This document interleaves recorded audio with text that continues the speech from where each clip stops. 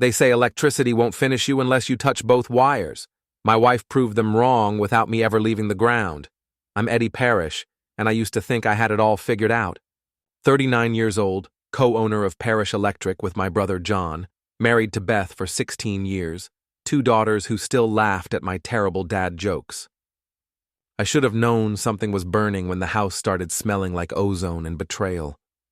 The first real shock came on a Tuesday night in October. Beth was making her famous lasagna, the one that usually meant she wanted something expensive. She'd been acting strange for weeks, taking calls in the other room, spending hours at the gym, buying new clothes that never seemed to make it home in shopping bags. "Eddie, we need to talk about your mother," she said, not looking up from the cheese she was grating with more force than necessary. "What about Mom?" I asked, settling into my usual spot at the kitchen counter. Ruth Parish was 72, sharp as a tack, and owned 60% of Parish Electric. She'd built the company with my dad before he died, and she wasn't about to let anyone forget it. She's getting older. Maybe it's time she stepped back from the business decisions. Beth's voice had that careful tone she used when she was testing the waters for something big. I laughed, thinking she was joking. "Mom? Step back?" She'd sooner rewire the Pentagon with her eyes closed. Besides, the company's doing great. We just landed the Morrison Mall contract. Beth finally looked at me, and something cold flickered in her eyes. "That's exactly the problem, Eddie. You and John are doing all the work, but she's making all the money. It's not fair to our family. Our family. Not my family, not the Parish family, but our family. Like she was drawing a line in the sand and asking me to choose sides. Beth, Mom earned her stake in that company. She and Dad built it from nothing. And now she's holding you back." Beth slammed the grater down on the counter. "Do you know what Karen's husband just bought her? A brand new BMW Cash. Because he knows how to take care of his family." Karen was Beth's best friend, married to a guy who sold insurance and spent every weekend bragging about his latest commission. I'd never liked him, and I was starting to understand why Beth brought him up so often lately. "We're doing fine, Beth. The girls have everything they need. You have your car. My car is 3 years old, Eddie. 3 years. And when was the last time we took a real vacation? Karen and Steve just got back from Aruba." I stared at her, watching her transform into someone I barely recognized. The woman I'd married had been happy with simple things. She'd loved our first apartment, celebrated when we could afford our first house, been proud when the business started turning a real profit. This woman standing in front of me was someone else entirely. "If you're not happy with what we have, maybe we should talk about what's really going on," I said carefully. Beth's face went through a series of expressions: surprise, anger, then something that looked almost like panic before settling into cold determination. "What's really going on is that I'm tired of being married to someone who's satisfied with scraps. John sees it too. He thinks you've gotten too comfortable. That hit me like a live wire to the chest. John was my older brother, my business partner, and supposedly my best friend. We'd worked together for 15 years, built Parish Electric into one of the most respected electrical contractors in the state. If he was talking to my wife about me behind my back, something was seriously wrong." "John said that? He's worried about you, Eddie. We both are. You used to have ambition." I felt something shift inside me, like a circuit breaker flipping. The conversation wasn't really about my mother, or the business, or even Karen's BMW. This was about something else entirely, something that had been building for months, while I was too busy working to notice. "When did you and John have this conversation?" Beth turned back to the lasagna, but I could see her hands shaking slightly. "We talk sometimes. He cares about his brother." "Where do you talk?" "When?" "Eddie, you're being paranoid." But I wasn't being paranoid. I was finally being smart. The late-night texts she thought I didn't see. The new gym membership at a place across town. The way John had been avoiding eye contact during our weekly business meetings. The pieces were starting to form a picture I didn't want to see. "Beth, look at me." She didn't turn around. Beth. When she finally faced me, I saw something in her expression that made my stomach drop. Guilt. And underneath that, something even worse. Relief. Like she was glad we were finally having this conversation. I think, she said slowly, we need to consider that maybe we want different things now. Different things. Such a clean, simple way to describe the end of 16 years. What kind of different things?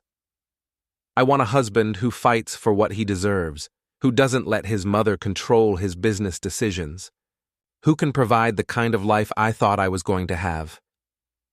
And if I can't be that person? Beth looked me straight in the eye, and for the first time in months, she was completely honest. Then maybe we need to figure out what comes next.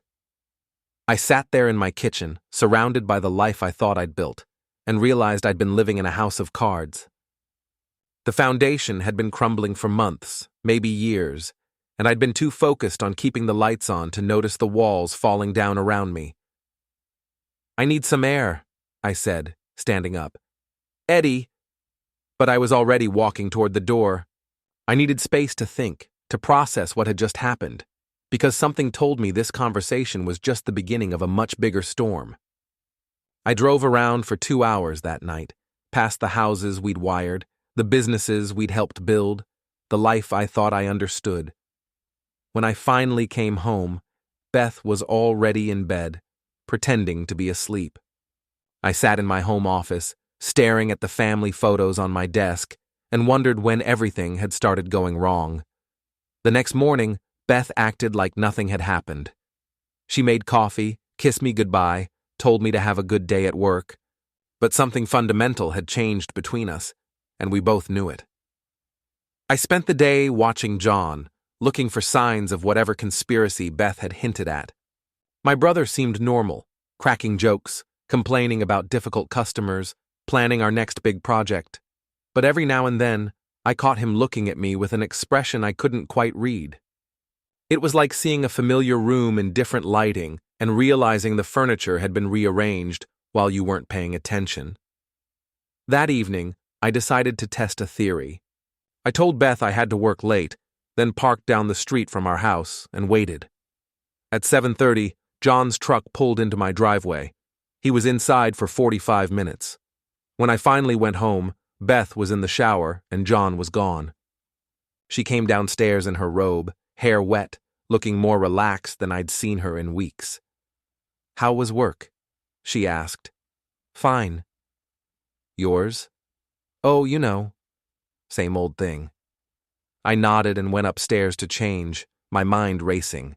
Whatever was happening between Beth and John, it wasn't just about business advice. The question was, how long had it been going on, and what exactly did they think they were going to accomplish? I was about to find out that some questions are better left unasked. The next few weeks passed in a haze of forced normalcy. Beth and I went through the motions of married life, family dinners, school events for the girls, weekend errands. But underneath the surface, we were both waiting for something to break. I started paying attention to things I'd been ignoring. Beth's phone habits, her schedule, the way she talked about the future. Or rather, the way she'd stopped talking about the future. No more discussions about vacation plans or home improvements or the girls' college funds. It was like she'd mentally moved out already and was just waiting for her lease to expire. John was harder to read. At work, he seemed normal, but I caught him having hushed phone conversations that ended abruptly when I walked into the room. He'd started handling more of the business finances, claiming he wanted to take some pressure off me. At the time, I'd been grateful. Now I wondered what else he was taking off my hands. The breaking point came on a Friday in November. I'd been planning to surprise Beth by coming home early. Maybe we could talk, figure out what was wrong, fix whatever had broken between us. Instead, I got the surprise of my life. There was a moving truck in my driveway. I sat in my car for a full minute trying to process what I was seeing. 2 guys in blue uniforms were loading furniture from my house into the back of the truck. My furniture, my life, boxed up and labeled like inventory, Beth was standing in the front yard, directing traffic with the casual efficiency of someone who'd been planning this moment for weeks. She was wearing jeans and a sweater I'd never seen before, her hair pulled back in a ponytail, looking younger and more energetic than she had in months. When she saw me, her face went through a series of expressions: surprise, guilt, then that same cold determination I'd seen in the kitchen. "Eddie, you're early." I got out of the car slowly, my legs feeling unsteady. "What's going on, Beth?" I was hoping to have this conversation after the girls got home from school, but since you're here. She reached into her purse and pulled out a manila envelope. "These are for you. Divorce papers." I didn't need to open the envelope to know what was inside. "How long have you been planning this?" "Does it matter?" "It matters to me." Beth sighed, like I was being unreasonably difficult. "A few months. I tried to make it work, Eddie. I really did. But we both know this hasn't been a real marriage for a long time." "Where are you going?" "I found a place. The girls and I will be fine." The girls. My daughters, who I hadn't seen since breakfast, who had no idea their world was about to explode. "You can't just take them, Beth. They're my daughters too." "Of course they are. We'll work out a custody arrangement. I'm not trying to keep them from you." She was so calm, so reasonable, like she was discussing the weather instead of dismantling our entire life together. "Where's this place you found?" Something flickered in her eyes. "It's temporary, just until we figure out the permanent arrangements." "Where, Beth?" "The Riverside Towers, downtown." Riverside Towers was expensive, really expensive. The kind of place that required a substantial security deposit and proof of significant income. Beth hadn't worked outside the house in 10 years. "How exactly are you paying for a place at Riverside Towers?" "I have help." "What kind of help?" Beth looked toward the moving truck, where the guys were loading our dining room table. "Mark Allen is helping me with the transition." Mark Allen. I knew that name, but it took me a moment to place it. Real estate developer, owned half the new construction in the city, drove a Mercedes, and wore suits that probably cost more than most people made in a month. I'd met him at a few business functions, found him smooth and charming in a way that immediately made me distrust him. "Mark Allen is helping you move?" "He's been very kind during this difficult time." Difficult time.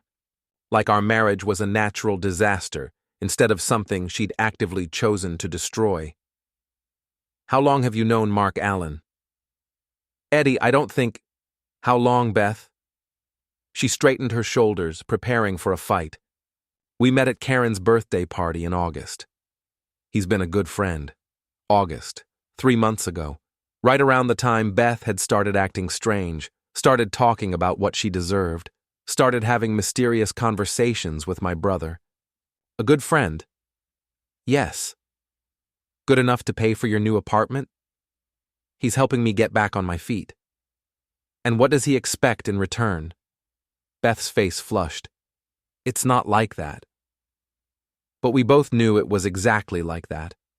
Mark Allen wasn't known for his charity work, and he definitely wasn't the type to help a married woman leave her husband out of the goodness of his heart. "Does John know about Mark?" "John thinks this is for the best. He's worried about you, Eddie. We all are. John thinks this is for the best." The betrayal hit me like a physical blow. My wife was leaving me for another man, and my brother thought it was a good idea. Worried about what? "You've been different lately." Distant. Angry.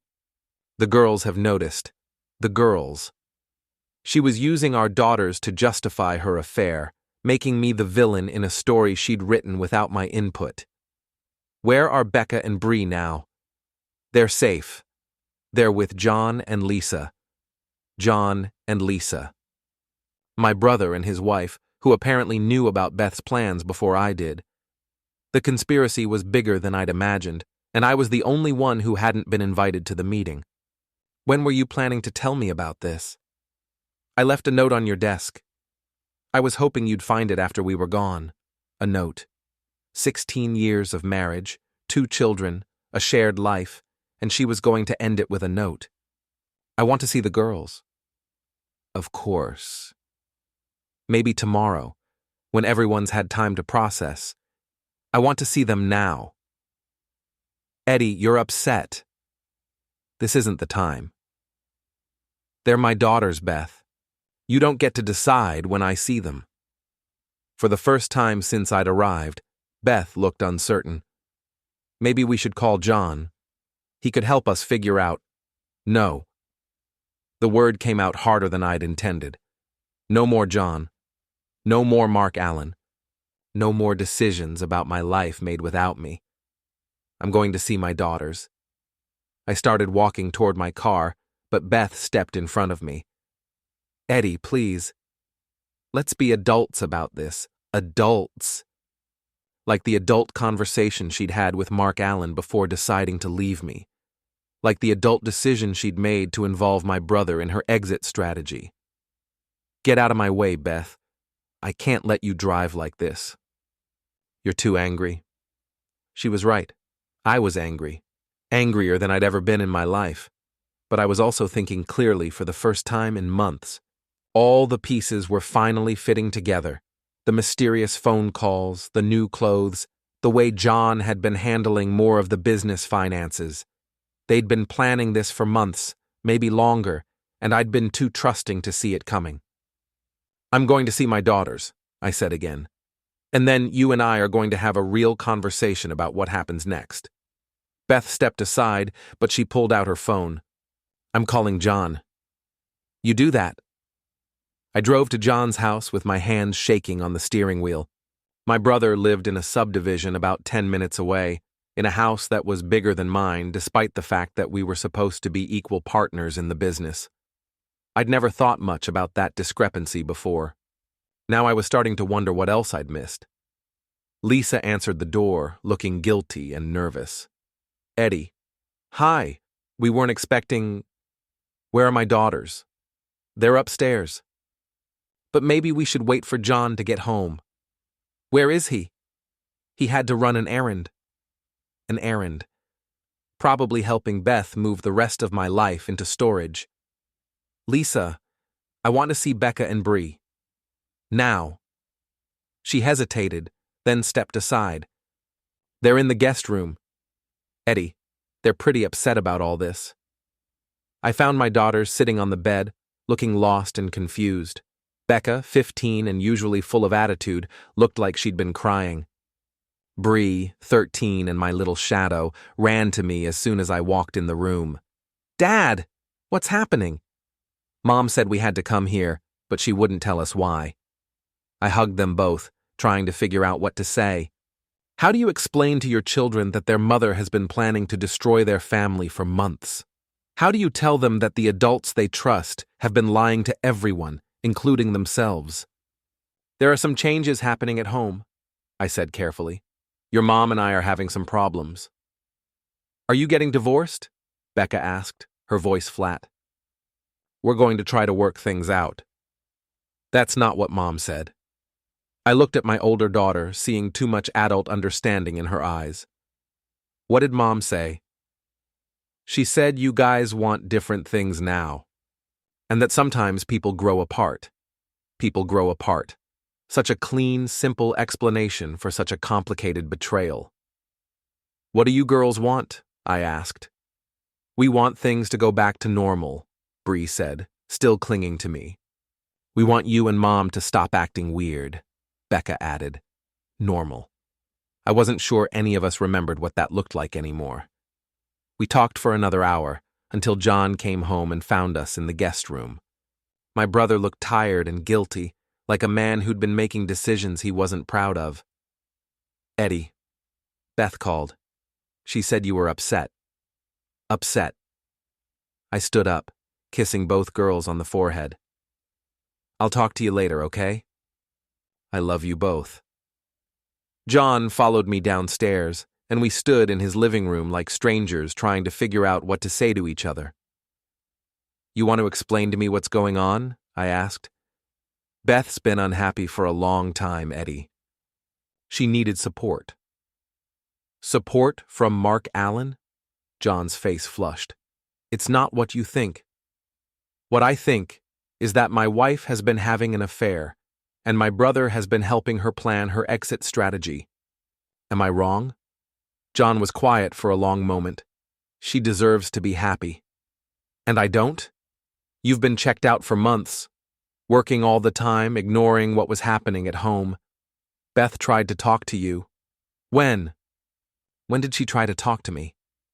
She said a lot of things, John. Most of them were lies. My brother looked uncomfortable, like he was starting to realize he'd been played as much as I had. Maybe you two can work it out. Get some counseling or something. Kind of hard to work things out when she's already moved in with another man. John's eyes widened. She moved in with Mark? You didn't know? She said she was getting her own place. To think things through. I almost felt sorry for him.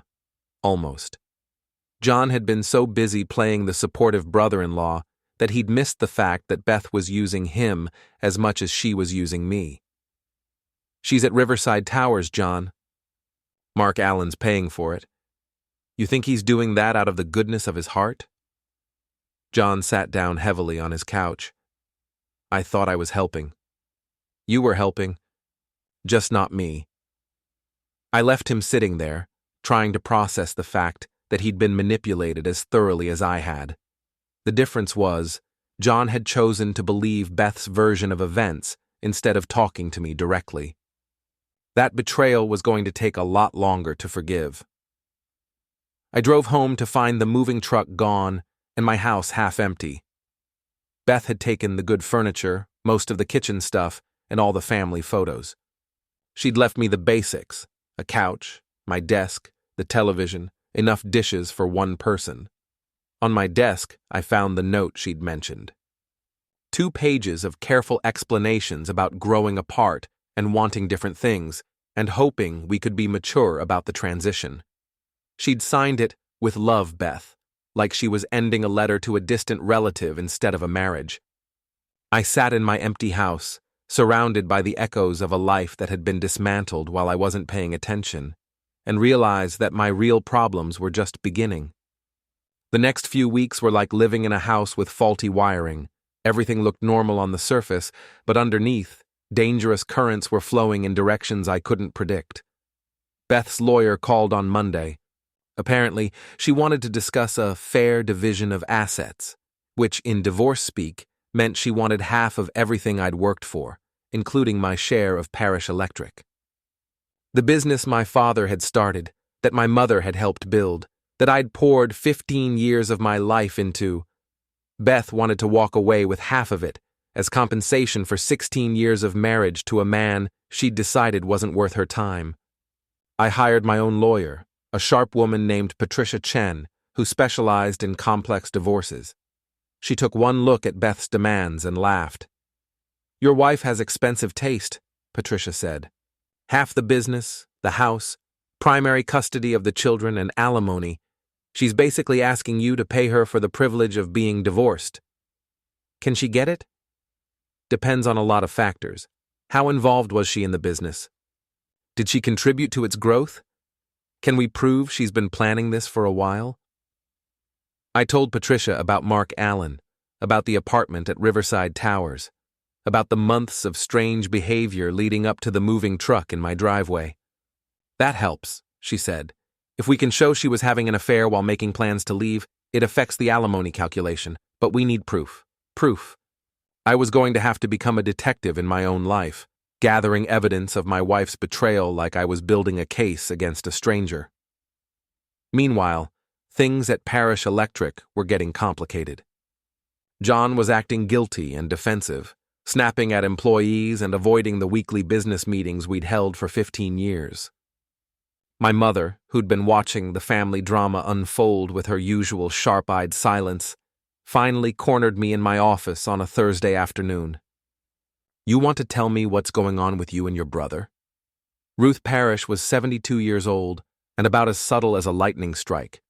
She'd been running businesses since before I was born, and she could spot trouble from 3 counties away. Beth left me, Mom. John knew about it before I did. I figured that much out myself. What I want to know is why John's been asking questions about my will. That stopped me cold. What kind of questions? The kind that make me think he's planning for my funeral before I'm dead. Ruth settled into the chair across from my desk, fixing me with the stare that had intimidated contractors and city officials for decades. Your brother seems to think I'm getting too old to make good decisions about the company. He's been suggesting maybe it's time to restructure things, give you boys more control. And what did you tell him? I told him I'll restructure things when I'm good and ready, and not a minute before. Ruth owned 60% of Parish Electric. John and I each owned 20%, a split that had worked fine for 15 years. If John was suddenly interested in changing that arrangement, it meant he was planning something bigger than just supporting Beth's divorce. Mom, has John talked to you about buying out my share? Not directly, but he's been asking a lot of questions about what would happen if one of the partners wanted to leave the business. The pieces were starting to form a picture I didn't like. John hadn't just been helping Beth plan her exit, he'd been planning his own takeover of the family business. With me out of the picture and Ruth convinced to step back, John would effectively control Parish Electric. What did you tell him? I told him that any major changes would require unanimous agreement from all three partners, including you. Ruth stood up, smoothing down her skirt. Eddie, your brother's always been ambitious. But lately, he's been acting like a man who thinks he's smarter than everyone else in the room. That's a dangerous way to think. After she left, I sat in my office trying to figure out how deep the conspiracy went. Beth wanted half of everything in the divorce. John wanted control of the business. Mark Allen wanted, what exactly? Beth? The satisfaction of stealing another man's wife? Or was there something else I was missing? I decided it was time to do some investigating of my own. That weekend, while the girls were staying with John and Lisa, I drove to Riverside Towers. It was a sleek, modern building downtown, the kind of place that charged $3,000 a month for a one-bedroom apartment. I parked across the street and waited. At 2 o'clock, Beth came out of the building wearing a dress I'd never seen before and carrying shopping bags from stores I couldn't afford. She got into a silver Mercedes that I recognized as Mark Allen's car. I followed them to an expensive restaurant in the Arts District, the kind of place that required reservations and served portions that looked like abstract art. Through the window, I watched my wife laugh at Mark's jokes, touch his hand across the table, act like a woman who'd never been married to anyone else. They looked comfortable together, familiar, like they'd been doing this for months. After lunch, they went back to Mark's penthouse in another expensive building across town. I waited in the parking garage, feeling like a stalker in my own life, until they emerged 3 hours later looking disheveled and satisfied. That evening, I called Patricia Chen and told her what I'd seen. Good, she said. That's exactly the kind of evidence we need. But Eddie, I have to ask, are you prepared for how ugly this is going to get?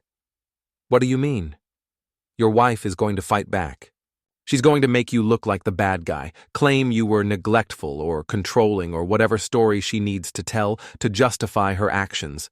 And if your brother is involved in this, he's going to have to choose sides. It might get messy at the business. Messy. That was one way to describe having your entire life torn apart by the people you trusted most. Patricia, I need to ask you something. If Beth gets half the business in the divorce, what happens to my partnership with John? That depends on how the partnership agreement is structured. She could become a silent partner, or she could force a sale of your share. Either way, it would change the dynamic significantly. And if John tries to force me out, then you'd better hope your mother is as sharp as she sounds. That night, I sat in my empty house, surrounded by the furniture Beth hadn't wanted, and tried to figure out my next move. I was fighting a war on multiple fronts: the divorce, the business, the custody battle that was inevitably coming. My wife had been planning her escape for months. My brother was positioning himself to take over the company, and I was scrambling to catch up. But I'd been an electrical contractor for 20 years.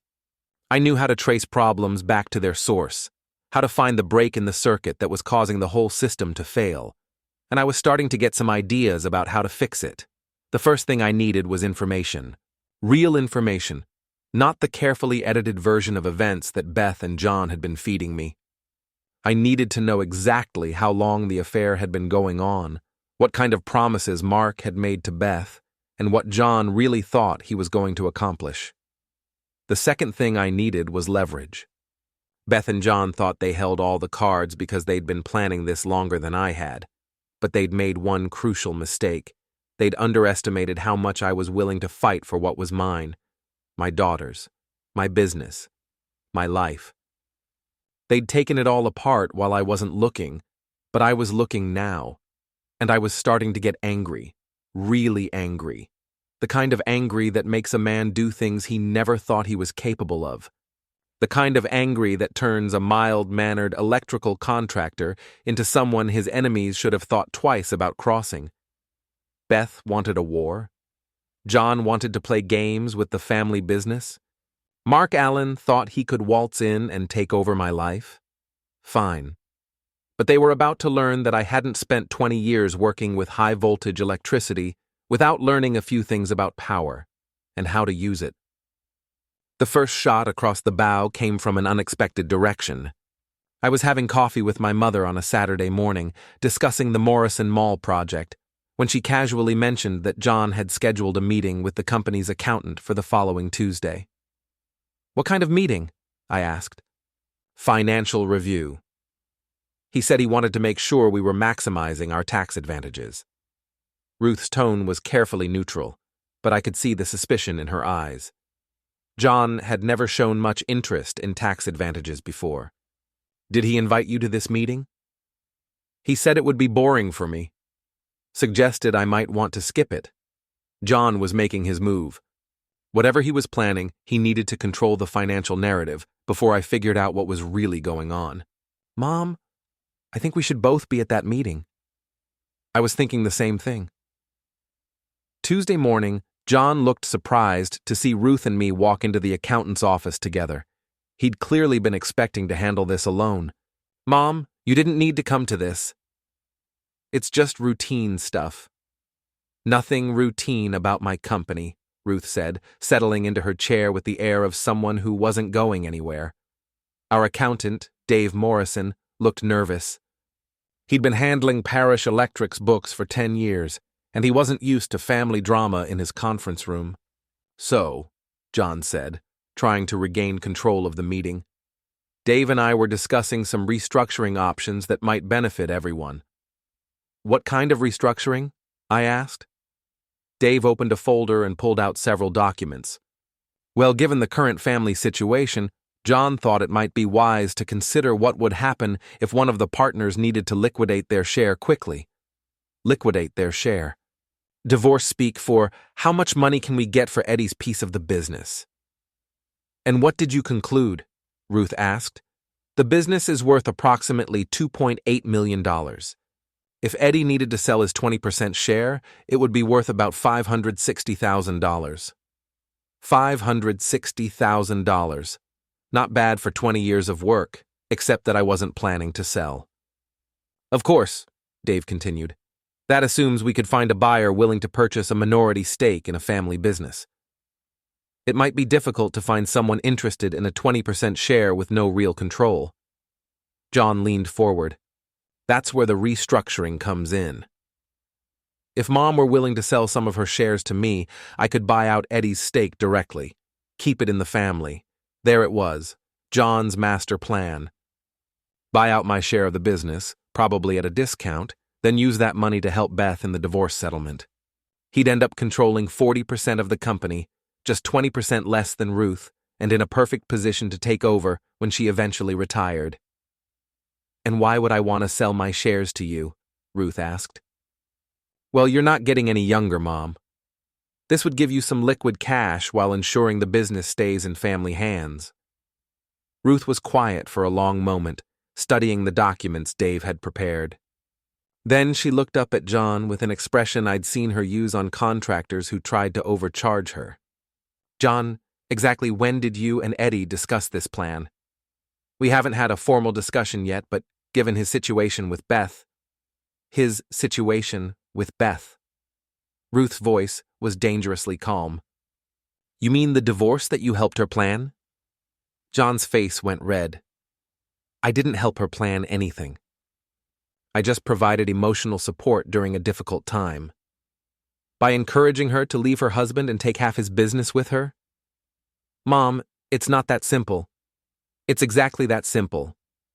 Ruth stood up, gathering her purse. Dave, thank you for your time. John, we'll discuss this later. Eddie, walk me to my car. Outside in the parking lot, Ruth turned to me with fire in her eyes. Your brother's an idiot. Mom, he's an idiot if he thinks I'm going to help him steal your share of the business to pay for your wife's affair. You don't have to get involved in this. I'm already involved. It's my company, and John just tried to manipulate me into helping him cheat my own son. That makes it personal. Ruth got into her car, then rolled down the window. Eddie, your brother thinks he's playing chess while everyone else is playing checkers. But he forgot one thing. I've been playing this game since before he was born. That afternoon, John cornered me in my office. What the hell was that about? What about? Bringing Mom to the meeting. I told you it was just routine financial stuff. Routine financial stuff like buying out my share of the business? John sat down, running his hands through his hair. Eddie, look, I know this is complicated. Complicated? You helped my wife plan to leave me, and now you want to force me out of the family business. What's complicated about that? I'm trying to help everyone here. Beth needs financial security. You need liquid assets for the divorce, and the business needs stability. The business has stability. What it doesn't need is partners who make deals behind each other's backs. John was quiet for a moment. Beth says you're not going to fight the divorce. Beth says a lot of things. Most of them are lies. Eddie, come on. You two haven't been happy for years. Everyone could see it. Everyone except me, apparently. You were working all the time, ignoring what was happening at home. Beth felt neglected. So she decided to find comfort with Mark Allen? John's face went pale. What are you talking about? You didn't know? Beth's been having an affair with Mark Allen for months. He's paying for her apartment, taking her to expensive restaurants, playing house with my wife while I'm at work trying to support my family. That's not... She said they were just friends. I almost felt sorry for him. John had been so busy playing the supportive brother-in-law that he'd missed the fact that Beth was using him to cover for her affair. John, she's been lying to all of us. The question is, what are you going to do about it? My brother stared at me for a long moment, processing the fact that he'd been manipulated as thoroughly as I had. I didn't know, he said finally. I believe you. But that doesn't change what you did. You chose to believe her version of events instead of talking to me directly. I thought I was helping. You were helping. Just not me. John left my office looking like a man who'd just realized he'd been played. But the damage was already done. The trust between us was broken, maybe permanently, and I wasn't sure it could be repaired. That evening, I got a call from Patricia Chen. Eddie, we have a problem. Beth's lawyer filed a motion for emergency spousal support. She's claiming financial hardship and requesting $5,000 a month until the divorce is finalized. $5,000 a month. For a woman who was living in a luxury apartment paid for by her boyfriend. Can they do that? They can try. But given what we know about her living situation, I think we can fight it. The question is, how public do you want this to get? What do you mean? If we contest the motion, we'll have to present evidence of her affair. That means depositions, financial records, testimony from witnesses. It'll all become part of the public record. Public record. Everyone in town would know that Beth had cheated on me, that my brother had helped her do it, that my marriage had been a lie for months. Patricia, what happens if I don't fight it? You pay $5,000 a month to support your wife's affair with another man, and you set a precedent for the final settlement that could cost you hundreds of thousands of dollars. I thought about it for exactly 30 seconds. Let's fight it. You're sure? This is going to get ugly. It's already ugly.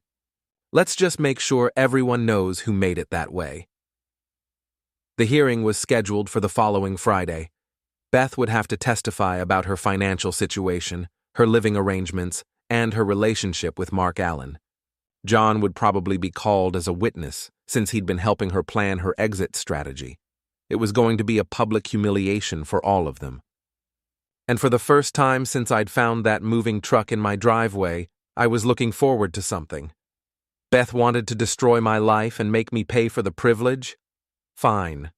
But she was about to learn that I wasn't the same man who'd been blindsided by divorce papers and moving trucks.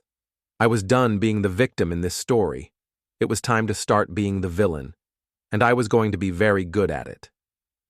The hearing was everything I'd hoped it would be, and more. Beth showed up in a conservative blue dress, playing the role of the abandoned wife seeking fair support from her cruel husband. She looked nervous, which was smart of her, because Patricia Chen was about to destroy her entire narrative. Mrs. Parish, Patricia began, you're requesting $5,000 a month in spousal support, claiming financial hardship. Is that correct? Yes. I have 2 children to support, and I haven't worked outside the home in 10 years. And where are you currently living? I'm renting an apartment downtown. At Riverside Towers? Beth hesitated. Yes. And what's the monthly rent on your apartment at Riverside Towers? I'm not sure of the exact amount. You're not sure? You signed the lease, didn't you? Well, yes, but... Mrs. Parish, isn't it true that your apartment at Riverside Towers rents for $3,500 a month? Beth's face went pale. I believe that's correct.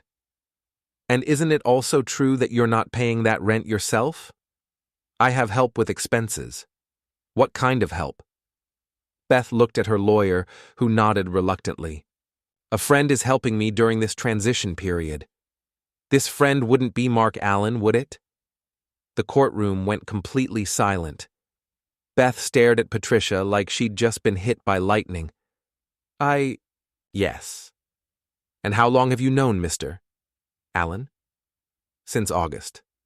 Since August. And when did you first discuss leaving your husband? I don't remember exactly. Patricia pulled out a folder. Mrs. Parish, I have phone records showing that you called Mr. Allen 47 times in September, with conversations lasting an average of 32 minutes each.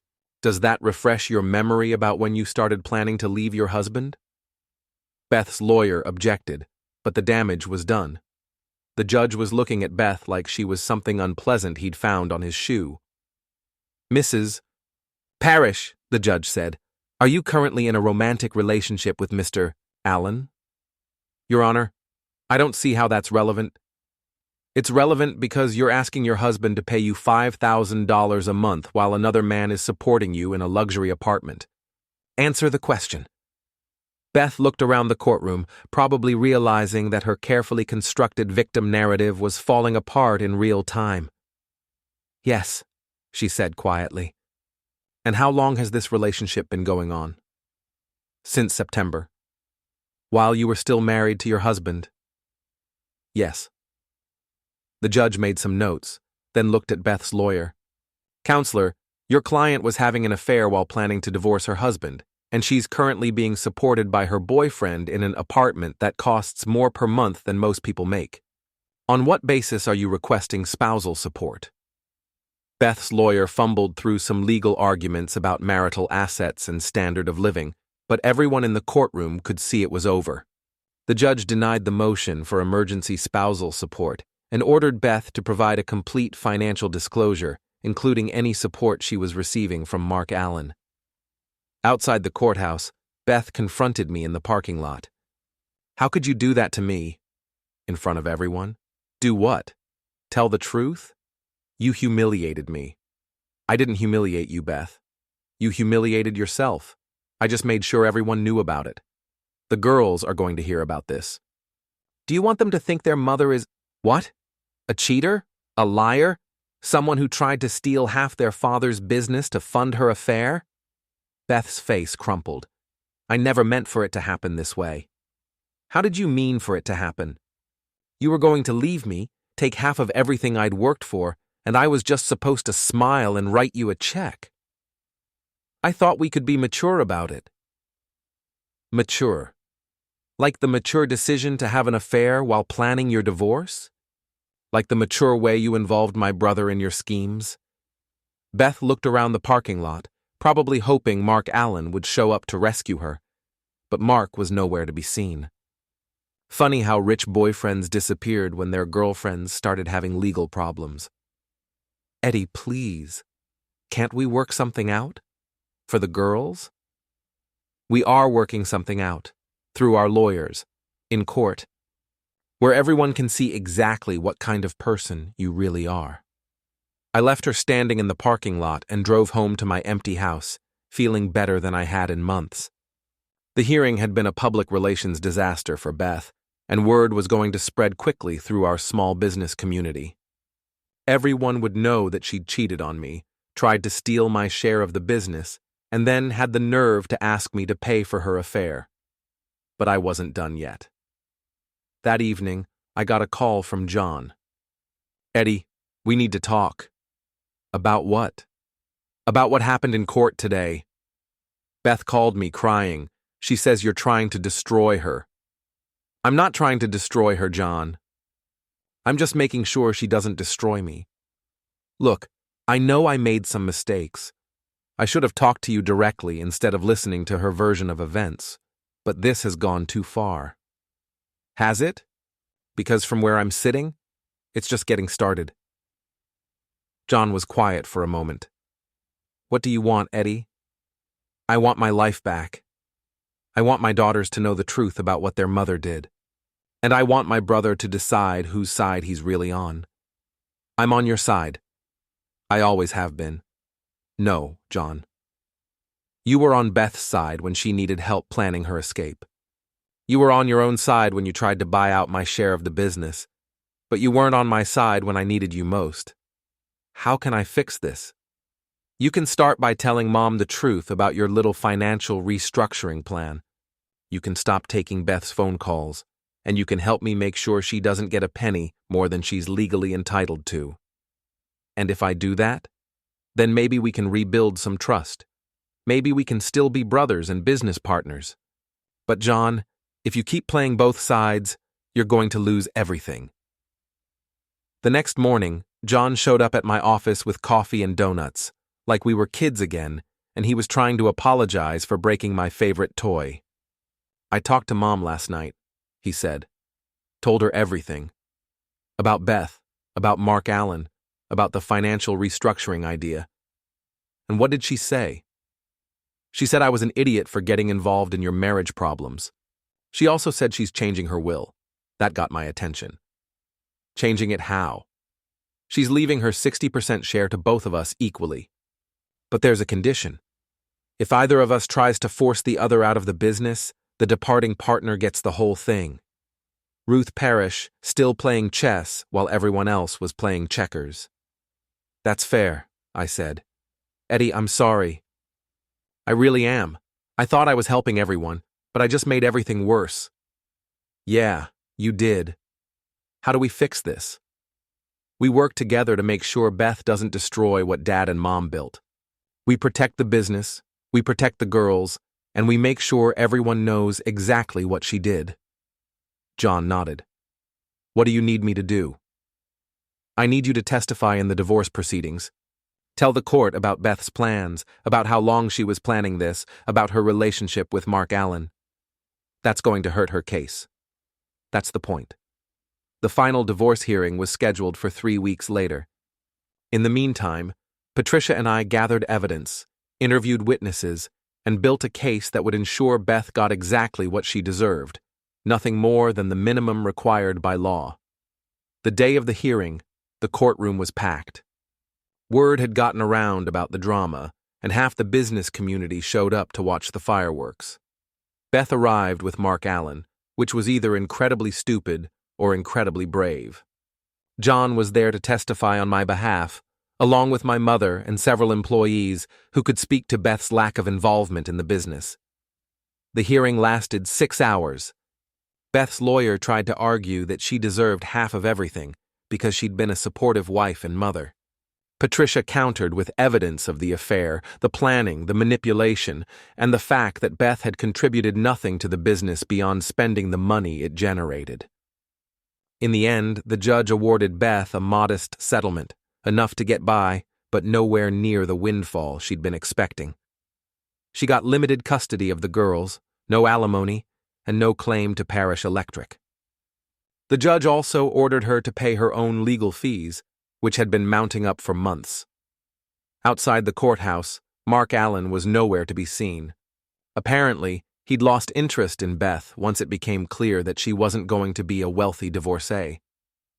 Beth stood on the courthouse steps, looking lost and defeated, while photographers from the local newspaper took pictures. Her affair, her schemes, her public humiliation, it was all going to be in the paper the next day. "Eddie?" she called as I walked past. I stopped and looked at her, this woman I'd been married to for 16 years, who'd tried to destroy my life for the promise of a richer one. "What, Beth?" "I hope you're happy." I thought about it for a moment. Was I happy? My marriage was over, my family was broken, my relationship with my brother would never be the same. But I still had my daughters, my business, and my self-respect. Beth had none of those things. "Yeah," I said, "I am." I walked away from Beth Parish, soon to be Beth Morrison again, and got into my truck. My daughters were waiting for me at home, ready to start rebuilding our lives without the woman who'd tried to sell us all for a penthouse apartment and a Mercedes. It had taken 6 months, but I'd finally learned the truth about electricity. It's not about the power you have, it's about knowing how to use it. And I'd used mine to light up every dark corner of Beth's betrayal, to expose every lie she'd told, and to make sure everyone knew exactly what she'd done to our family. The voltage had dropped, the circuit had failed, but I'd rewired the whole system, and it was working perfectly, perfectly, perfectly, perfectly, perfectly, perfectly, perfectly, perfectly,